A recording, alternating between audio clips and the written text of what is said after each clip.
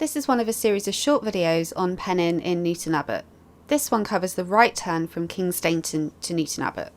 We're currently heading southbound on the A380, and you can see from the sign that the next exit is for Penn Inn. It's about half a mile away. So we're just going to stay in this lane for the moment. So when we leave that roundabout, we will need to leave in the right hand lane, and that's what we would be doing if we were going up towards the train station area, or perhaps towards the industrial estate where the test centre is.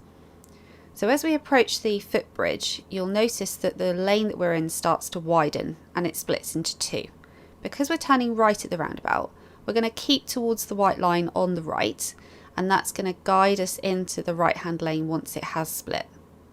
We don't want to cross that white line, otherwise we'll end up in the lane that continues on the dual carriageway towards Torquay. So the signs are very late on this side of the roundabout. What you will notice is, as you approach, there are two lanes for Newton Abbot, the centre lane and the right hand lane. It's this lane that's going to split. We're going to pick up the right hand lane. On this sign, take note of the red square. That's the industrial estate where the test centre is. So if you're going there, this is the lane that you want to be in.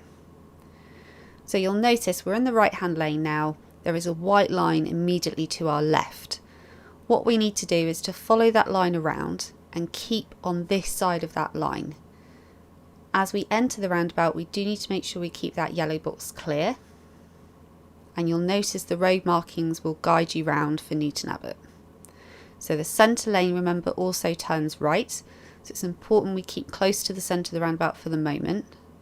As we come out from this bridge, this lane starts to widen. So we're keeping a check on what's going on the left of us. And we're going to keep coming round, spiralling away from the centre of the roundabout there, so that we can actually leave the roundabout. If we stay in the centre, we're just going to keep going round in circles. So I hope you found this useful. Thanks for watching. Why not check out some of my other videos, and if you like them, subscribe.